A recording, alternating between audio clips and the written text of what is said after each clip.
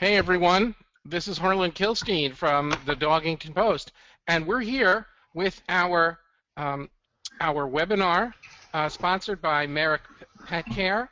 Um, they're our good friends. They are the ones who are leading the real pet food revolution. We're going to be hearing a lot about real pet food tonight, and we're going to be speaking to an absolute expert in the area of what is food, what is real food, and what you need to know. So the we're going to be jumping in just a moment. I just want to let you know that first of all, number one, we thank you and our friends thank you for being here. Number two is we are very lucky today. Our guest today is Anthony Bennie. He's the co-founder of Clear Conscious Pet, and he's the creator of holistic and organic pet treats, chews, and food toppers. Anthony began his career in the pet industry as a natural pet food sales manager in 1991. He has published numerous articles in the field of natural canine nutrition and has been guest lecturer at several major university veterinary colleges, including Cornell University, North Carolina State, and the University of Florida. Throughout his career, Anthony has also trained thousands of pet stores to effectively recommend appropriate national pet nutrition to their customers. Anthony has published a number of articles on the Dogington Post and has been very outspoken about not feeding our dogs food or treats imported from China. Today he'll discuss digestion and hydration issues and how we can correct them with a proper diet. Now pay a lot of attention to our speaker today because we're going to be asking you a question based on his presentation. And once we finish the question, the first person to answer it is going to win a free voucher for a 25-pound bag of real Texas beef dry dog food, or for 2 cases of grain-free 96% meat canned recipes. Plus, our good friends at Merrick are going to donate an additional bag and cans in the winner's honor to our friends at National Mill Dog Rescue. So we're so glad that you're here. Remember to look for Merrick, the wet and dry dog food and cat food, nationally at Petco and independent pet specialty stores. You know that when you reach for Merrick for your baby, it's made in the USA, no ingredients from China whatsoever. It's filled with meat, fish, poultry. That's the #1 ingredient. Fresh, regionally sourced ingredients, and never corn, wheat, or soy byproducts. So now give us a moment to switch things over to our presenter, and we're going to learn something that we didn't know. Well, hey everybody, good evening, and first of all, just fair warning that between Brooke and Harlan and I don't think we have one complete voice. It seems like we've all been attacked by something that's trying to seize us from being able to speak out in the industry, right? Maybe it's a sneaky little virus. But anyway, we're going to do our very best to speak clearly, and I hope that you can hear me well.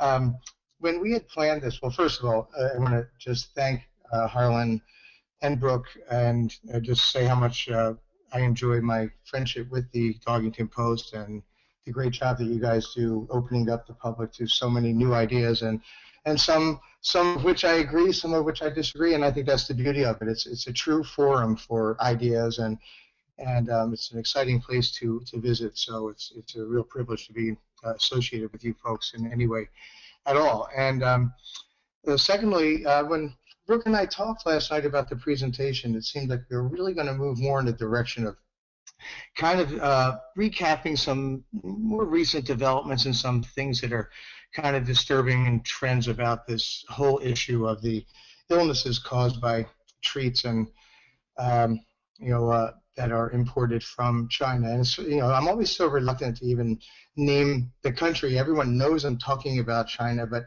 it's so not what I'm about. I'm not a basher. I'm not here to bash people from China.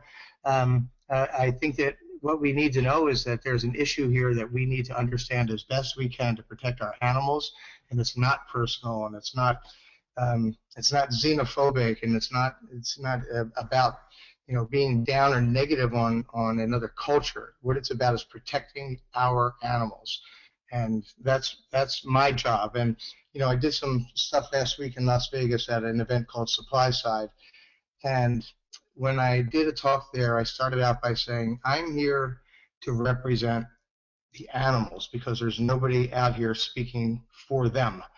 And if we keep that in mind, I consider that to be my highest obligation. They've provided the pathway for me to make a living in an industry that I love, and I feel a huge moral obligation to speak for them when others won't. So without further ado, let's jump in here.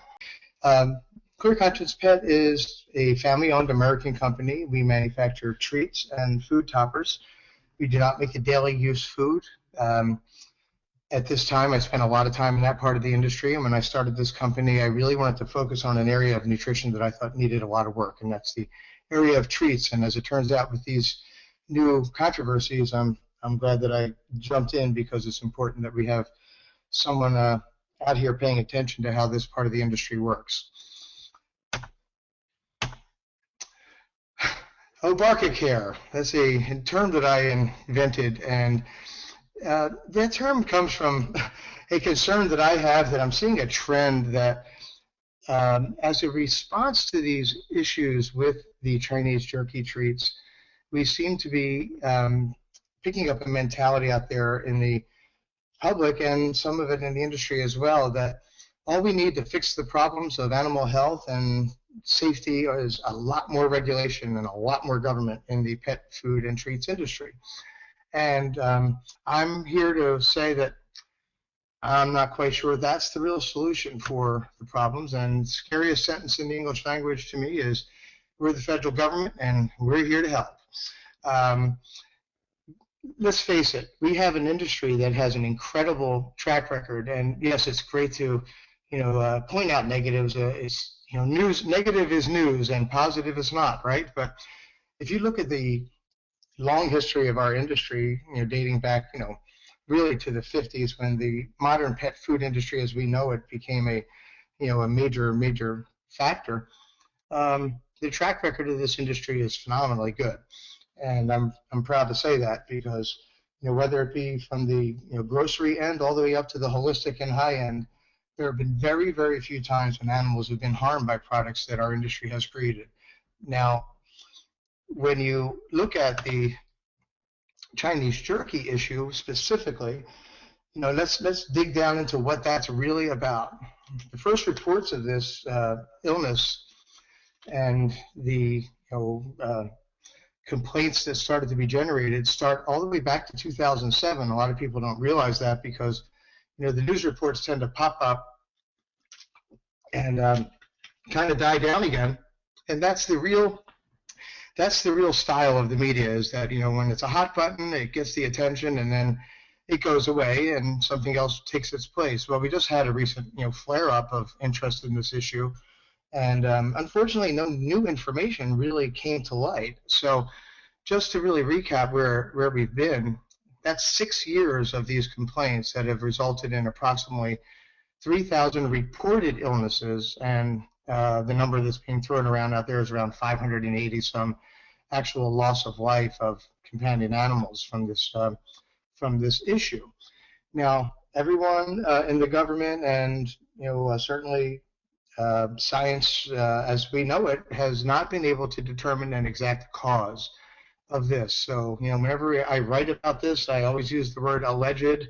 I always say linked to, because I don't have some kind of super inside knowledge that I can wave a wand and say I know the real cause. I'm going to give you some theories though. Unlike some of the commentators out there, I do have some thoughts of things that need to be looked at more closely. But the one common element, and the thing that I really want you to take to heart, is that when you look at a police drama or something, and they say circumstantial evidence, and how powerful is that? Well, let's look at it this way: every single pet that has had these symptoms has been confirmed to have consumed one of these jerky-style treats that was exported from China.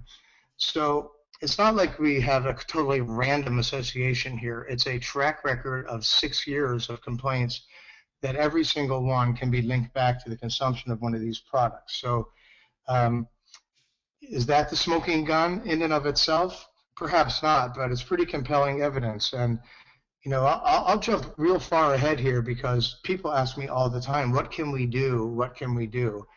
Well, back last week again in Las Vegas, when I was asked that question, I said, you vote with your dollars and you vote with your brain, and you can affect change that way.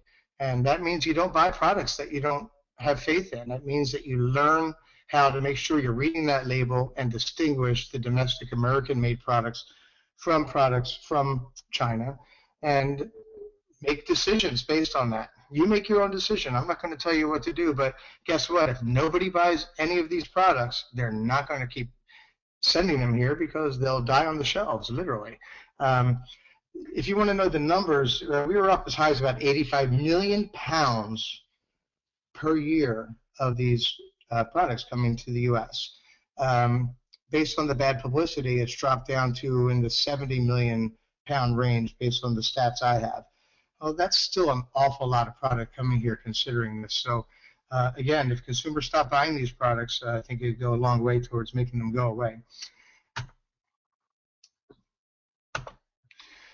Government actions to protect animals. Well, that's what we look to our government to protect us, don't we, folks? We look to them for our defense in the sense of, the overall protection of the military, police, fire. That's the key function of our government, is our safety and our health and our protection. And we do believe that the government has a huge role to play there. But when you look at the Chinese government in this issue, they have maintained and never have wavered from their statement or standpoint that there is nothing wrong with these products. The U.S. government, primarily through the FDA and some involvement of the USDA, as well as a congressional inquiry, which I'll discuss briefly, attempted to investigate these consumer complaints. So in 2012, Dennis Kucinich, who's a very well-known figure in politics and known to be very progressive, was instrumental in launching a trip to China. And you can all kind of guess how something like that would go. You're visiting a foreign sovereign country that we have a very dicey relationship with. We have a very deep financial interrelationship, but a very poor relationship when it comes to the interaction of our political systems. Let's put it that way. This visit was, and I use the word visit, not inspection, for a very serious reason. An inspection is what happens to a fine company like Merrick, who makes a good product and who is subject to true inspection by the federal government on a very frequent basis. That's an inspection. A tour or a visit is what we were allowed to do in China. It's a very guided and very selective event. Nothing like what we would consider an inspection. And beyond the plants themselves, one of my key concerns and one of my key worries about the causation of these things is, it's always going back to the source. When I make my products, I want to know from the literally from the farm to my package where that product came from. Well, there's no visits or no inspections or no evaluation of the actual sources. And we're talking about millions of pounds of chicken. There's got to be a lot of facilities that are processing this stuff, and none of them were visited. So knowing how these products are handled would be a huge help, and that was not permitted either. The only finding in these reports that was any kind of a red flag was a falsification of records regarding glycerin, the inventories of glycerin, receiving documents, and it was a very large discrepancy. And in fact, after that happened, it's known that the Chinese plant that got caught with the bad records, that virtually the entire management team was fired. We don't know in China, it could be a lot worse than being fired, but we know that the Chinese government was not happy that they got caught doing this. Kucinich, after he came home, he expected that the FDA would go along with his suggestion to remove the products from the market, and they did not. So he issued a statement blasting the FDA for not taking further action. And that's the last that really became of that. The FDA statement is we can't force removal of a product while it's under investigation. Well, I'd like to ask again, one of the executives at Merrick if they believe that that would be the case here in the U.S. I think that very often we're considered guilty until proven innocent here, yet for some reason an imported product is treated with kid gloves. It just doesn't make sense to me, and I bet it doesn't make sense to others either. Now, when it comes to the American industry, where do we fit into this picture? Nowhere. There's not one American-made treat of any type that's been implicated in what I sometimes call the mystery disease syndrome. I do have an article that I'm going to give you folks a link to, and it gets into some detail on these things. But yes, the American pet food industry, I don't want you to think that I'm just waving the flag literally and saying that we're perfect. We have had our history of recalls, and the last year has seen quite a bit of activity. But I just want to remind people that even in the recent recall activity, there have been no animal deaths. It's been mostly or almost exclusively based on the detection of salmonella through culturing in plants. And very few, if any, finished products have been implicated with having these issues. So I'm not saying that I'm, think that that's good, but let's make the distinction between animals dying from a mystery disease that destroys their kidneys and a routine bacteriological result that has been really based on a change in the rules. So, again, this gets a little detailed maybe for the average person. I don't want to get lost in the woods here as a pet food industry insider, but the rules were changed recently, and it led to a lot more recall activity, and it's something that we as an industry have to adapt to because it's a very unforgiving standard that we're being held to. So theories, everybody again says, come on, can't somebody figure out what's going on with this? And as a holistic thinker, and we use the word holistic a lot in the pet food industry these days, and it doesn't really have any legal meaning, I'm sorry to say, because it means that virtually any product can call itself that. Quick sip of water. But a holistic thought process means not thinking that any oversimplification is not the road to the truth. There's one way of looking at holistic thinking. And I truly believe that what we're looking at with these illnesses is a complex series of interactions between certain factors, certain chemicals, and certain processes. And that's why we can't come to that one answer that we as Western thinkers want, that red flag, bam, bullseye, that's it. That's not what we're finding here. And that's what makes it very, very dicey. But let's look at the glycerin record thing a little bit. And let's talk about glycerin because it's not something that people are too aware of in detail. Glycerin is a humectant, and it's used to sequester moisture. That means it kind of keeps moisture in a product from expressing itself. It literally encapsulates water molecules. There are certain compounds that are good at doing this. Glycerin is one of them. Propylene glycol, ethylene glycol do the same thing, and they're chemicals I'm not fond of at all.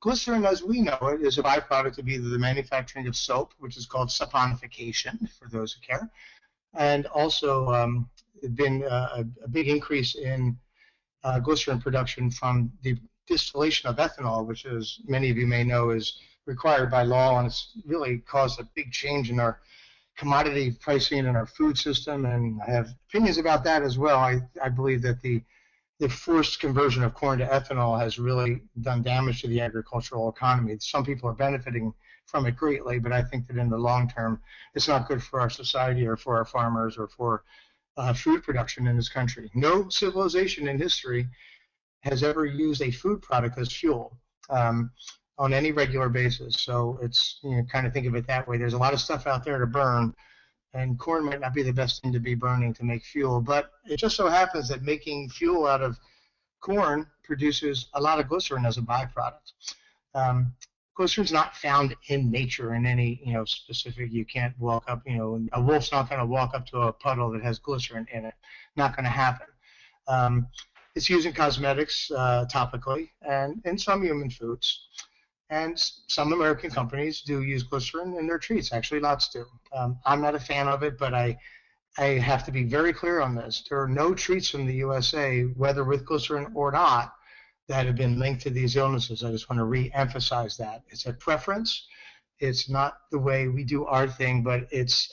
I believe that we can look at the glycerin thing as a scale, and that there are safer forms of glycerin, and depending on how it's refined and the the process involved, I think would really determine much more so the comfort zone with glycerin as an ingredient. But when we talk about these issues with the Chinese products, I always want to caution people to keep in mind that our standards of the exactness of how we try to do things in this country, I hope we do anyway, really are not replicated in China. And glycerin here, I don't think is going to be the same product as glycerin there. I don't think it's going to be held in the same regard. It's not going to be treated like it's going to be used in a food product. It's just another ingredient. So I think that variation between quality of an ingredient like this is really important. It's not just that there's one glycerin and that's like the standard. There could be a tremendous variation. And the term vegetable glycerin is used, and that is usually your best form of glycerin here in the States for domestic products. So look for that if you are comfortable with the use of glycerin. Now, the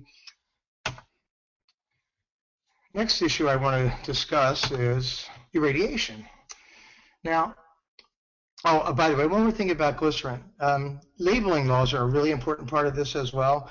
We have very strict requirements, and again, my colleagues in my industry at Merrick will attest to the fact that we have about a 400-page book that those of us in our industry in this country have to follow, and we also have to answer to 50 separate state organizations to distribute our products nationally, let alone export to the European Union, which is very strict as well. So labeling is really a huge part of this, and for some reason, again, we're exempting the Chinese from our own labeling laws, and many of the jerky products out there don't even list glycerin as an ingredient, and that's the same thing with irradiation.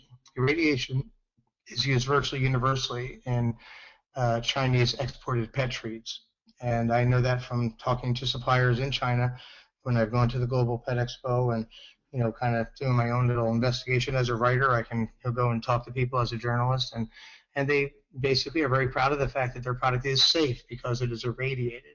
Now, again, that's not necessarily labeled, and I think predominantly the products from China that are still on the market do not have a symbol that indicates that the products are irradiated for food safety, so to speak. The use of irradiation is acceptable internationally. Whether it's desirable or not is going to have to be left to the individual opinion. So I want you to just look at it this way. First of all, irradiation works. It does destroy pathogens like E. coli, like Salmonella, and other bacteriological agents. It's also very effective against insect infestation, larvae, mealworms, you name it. It does the job. It kills everything inside a product that could grow or reproduce.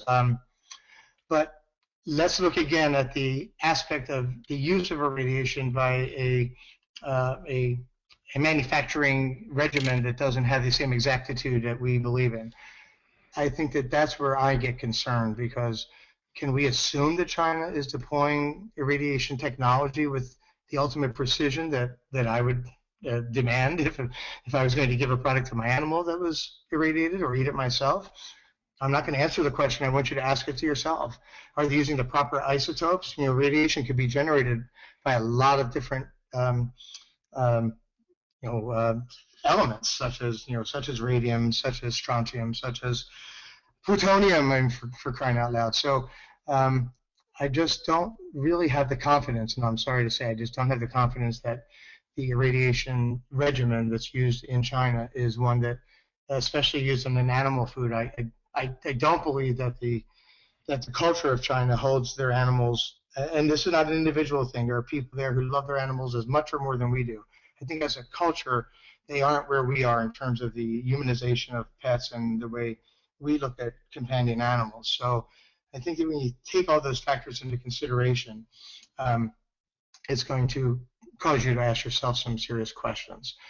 To my knowledge, our knowledge, no studies have been done to determine the effect of irradiation combined with glycerin. And glycerin is an interesting compound, and irradiation affects the molecular structure of foods and of chemicals. So I really would like to see an investigation of that specific combination, because there's a lot of glycerin being used in the products, some as high as 15% pre-cooked, which means in the finished products you could be looking at 25 to 30% glycerin based on the analyses that I've seen. So you're not talking about an inconsequential tiny trace element with the glycerin, and now you're irradiating it. So could that have something to do with this? I'm here to say that I want it looked at. I don't think that we should leave any stone unturned in this issue. Here's a little chart that I put together, and it's it's food for thought. It's a combination of the symptoms of these illnesses and, unfortunately, the actual deaths that have been caused by these treats, and the symptoms of radiation disease. There's some pretty serious similarities there, and that's not evidence, that's not science, and Lord knows if there's anyone about to jump on me and say, my gosh, this is totally anecdotal, you're darn right it is. It's anecdotal, it's not proof, it's not evidence, it's one man's exploration, let's say. It's my little journey through this issue. So take it for what it's worth, folks. There's the chart. When you compare those symptoms, you're going to see, there are some serious similarities. Now let's go back to the issue of our FDA, and now we've decided that our FDA is not feeling like they have the ability to stop these products. However, it seems like our Food and Drug Administration has decided to jump in with both feet into the field of pet nutrition. They want to be in my field now. It's like, gosh, I don't need that competition. This little box on here is actually a direct snapshot out of the FDA report from mid-October, which was the update on the jerky illnesses. And in this this little statement is kind of a, it looks pretty innocent at first, but if you really look at it, treats are a treat. They're not a necessary part of a fully balanced diet, so eliminating them will not harm pets. All the nutrients your pet needs can be found in commercially produced pet food. Okay, well, that statement is kind of like, okay, this was in a document that's talking about animals being sickened and killed by eating treats from one place. To cast the entire treat industry into this paragraph is I think it's horrifying. When I read it, I was blown away. It literally practically knocked me off my feet. I mean, this is what I do for a living, for one thing, but there's a lot more of me, a lot more out there in this industry. I'm tiny little speck here. It's a huge industry with a lot of jobs and a lot of people's livelihoods relying on it. And to make a statement like this is, I think, beyond irresponsible. I think it's abusive. Is it true? Well, if a fully balanced diet, in one person's opinion, is one meal a day of dry pet food, and they don't think that an animal should ever get any other nutrients, and once a day at 7 o'clock p.m., and that's the end of the story. Well, then, if an animal's been raised that way, I'm sure that they'll do okay. I don't think that many of the people on this call, because you're interested enough to be here in the first place, and I know that there are millions and millions more like us, really don't look at the way we feed our animals that way. I don't like the word treats even. I use it because it's important for search engines and for people to understand the difference between a daily use food and a treat. I consider snacks to be a better way of looking at it. And a snack is something that you use to maintain your energy throughout the day.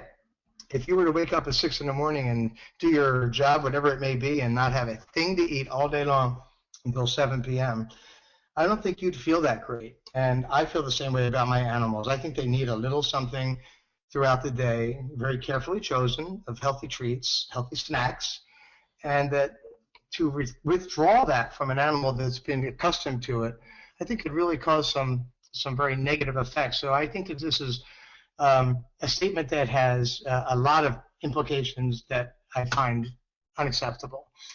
Who needs to give their dogs treats anyway? I posted something on our company Facebook page about a month ago when I read this, and I got the largest virality of any statement that I've ever put out there.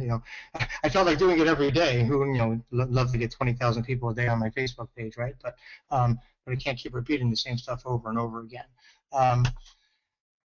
Now, to get into the next level of the FDA's nutritional practice, the FDA has decided to make a very strong caution on the dangers of feeding raw diets to pets. Now, everyone has their own feelings about raw feeding, and I'm not even going to tell you what mine are because it's not relevant to this discussion. I believe that there are a lot of very conscientious raw feeders out there, though, and I know a lot of them. And I think that to throw out a statement like this, again, is delving into an area of the, really basically the government coming into your kitchen, coming into your home, and telling you that you shouldn't be feeding raw. If you're a raw feeder and you're doing it properly, yes, you should exercise caution with raw meats. That's just common sense, and I hope that those who use raw diets for pets employ that common sense.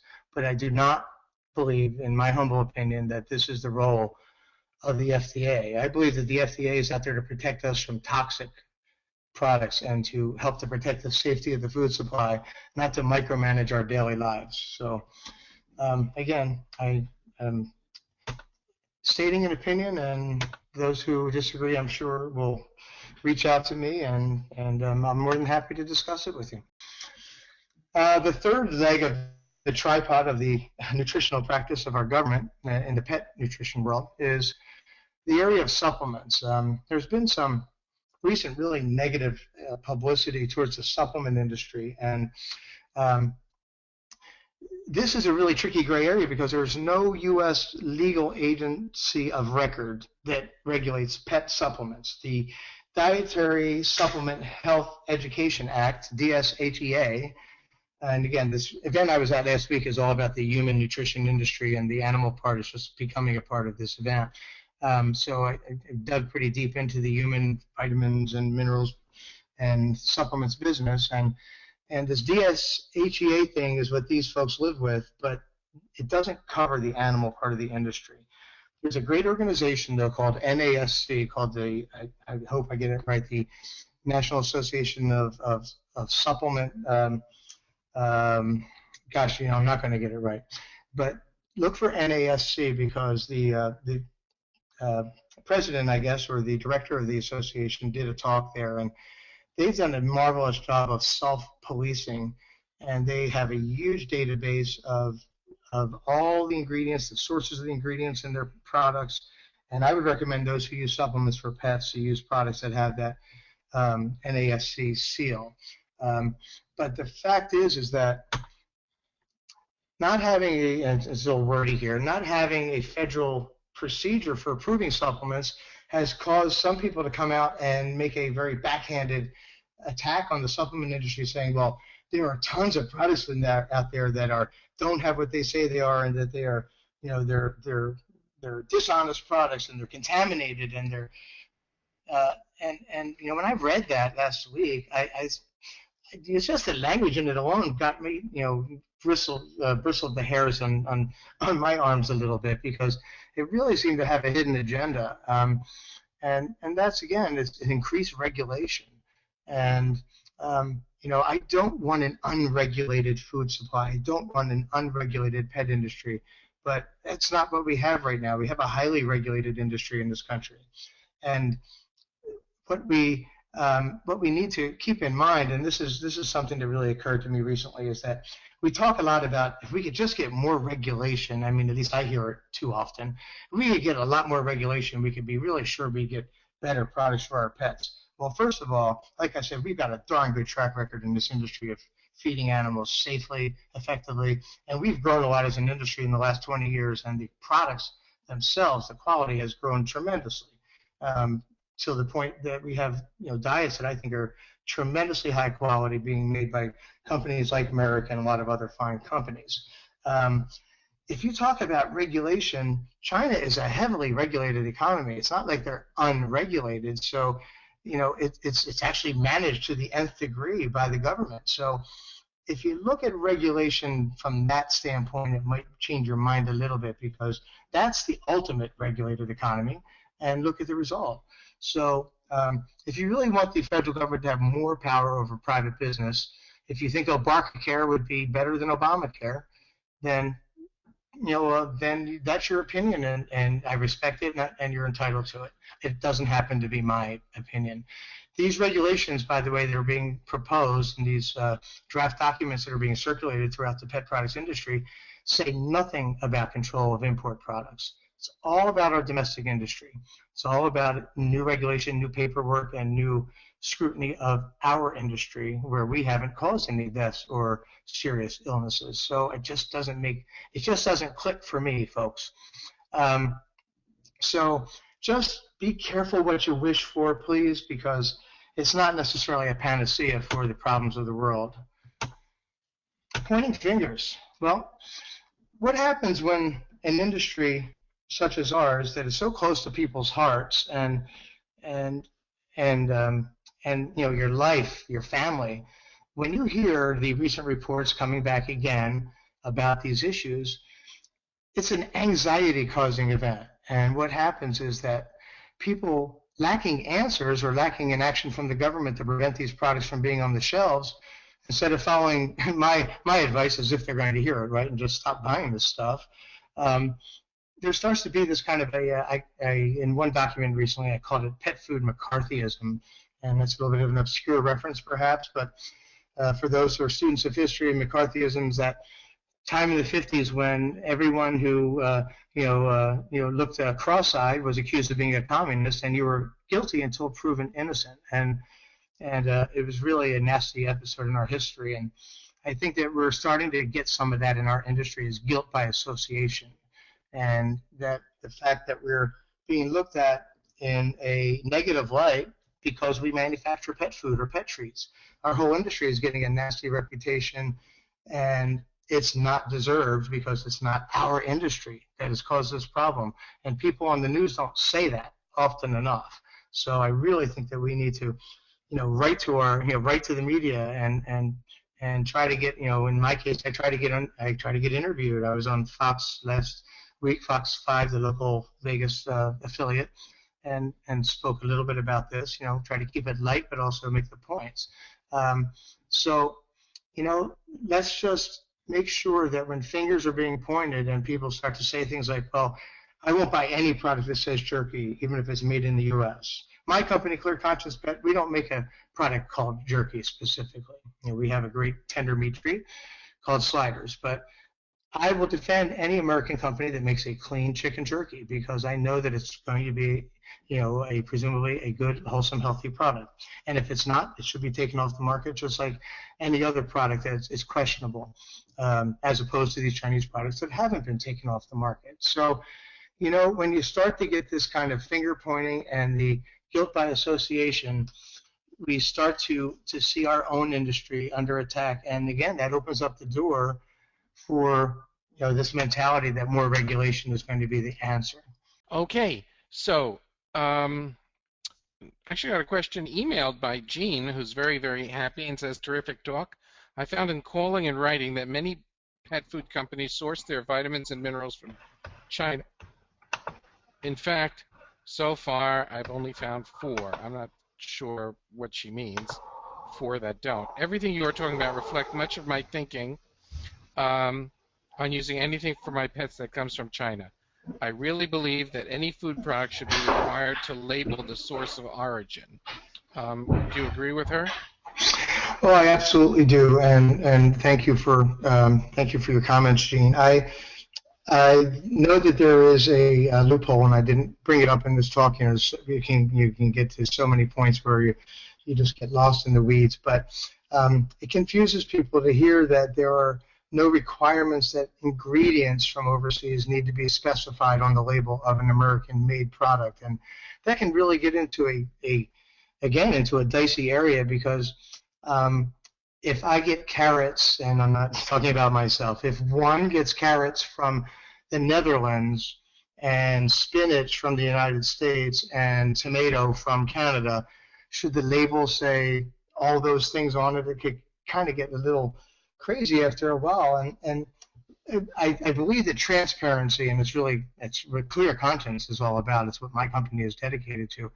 Transparency and honesty from company to consumer is the wave of the future. I believe that if we all take that attitude to heart and answer questions when they're asked and answer them frankly, I don't know if every label needs to have every ingredient origin, because there are good ingredients from other places. I tend to use mostly all USA stuff and Canadian. That's basically it for me. But I'm not going to condemn a company for using, broccoli from Italy, for crying out loud. That's not what this is about. However, because of the issues with China specifically, and because of China's unwillingness to, I believe, cooperate properly with our investigations or take some ownership of this, I believe that, one of the things is that, I've just spoken against overregulation of our industry, and I was a little concerned, even though, I tend to be a straight shooter and not really afraid to speak my mind. But I don't want people to think that that means I don't believe that we need regulation and oversight of industry and food production to some extent. What I do believe is that instead of having a scattershot approach where we will condemn an entire industry for a very isolated, although very, very tragic and serious event, I think that to make rules that are overarching based on a limited event is poor logic and poor thinking. I think that we should have specific sanctions. Boy, that's a really loaded word in the political and international relations world, but I think that we should have some kind of a direct response to China about this issue and say that here is what we are requiring for you to continue to export pet products to the United States. And we should direct it to where the problem exists. And if that means any ingredient from China, for the time being, should be labeled, I would be all for that, Gene, and I would be a cheerleader for that idea. I believe that if we look at the source of the problem and say we're not going to accept your vitamins and minerals into our foods because, or we will accept them, but they will have to be labeled as well. And if we make it so that every ingredient from China has to get labeled specifically and have like a 2-year sunset law that says from now until 2 years from now, until we get any closer to figuring this out, we're going to require that you label your irradiation, you label every ingredient in your products, and that you also any ingredients that you sell to the United States, that you tell us where they're going, and that the manufacturers voluntarily or by law agree to list that on this label, because I don't believe that China has responded properly to these concerns. Okay. Well, we are back here, and we are ready now to go ahead and ask our question, and let's see who's been listening. So I'm going to ask the question, and the winner gets a free voucher for the 25-pound bag of Merrick's Real Texas Beef, new grain dog food, or 2 cases of the canned. So, and they'll also donate a bag and cans in your name to National Mill Dog Rescue. We are now ready for the question, and here they are. Type in the answer. First one to type it in is the winner, and that is, what are the 2 reasons Anthony thinks might contribute to the Chinese jerky issue? Type them in. Okay, and the first person to type in both of them is Deborah Smith, who types in glycerin and radiation. So that's fantastic, Deborah. Deborah, if you'll shoot us an email at info@dogingtonpost.com, we'll make sure that our friends at Merrick get a voucher out to you. So that's fantastic. Folks, you guys are really sharp. The answers shows you've been paying attention. We will be back soon with another episode in our series of the Merrick Dogington Post University. You guys really learned stuff, and we want to thank Anthony today for his presentation, and we look forward to seeing all of you on our site, on our Facebook page, and following Merrick on Twitter at Merrick Pet Care, or on Facebook at facebook.com Merrick Pet Care. So, folks, thanks for joining us, and we will have all the replays up for you on our site when the series is over. Thanks, Brooke in the background, who put this together, and Brandy, who's there. Everybody have a terrific day. Bye, everybody. Thanks, guys.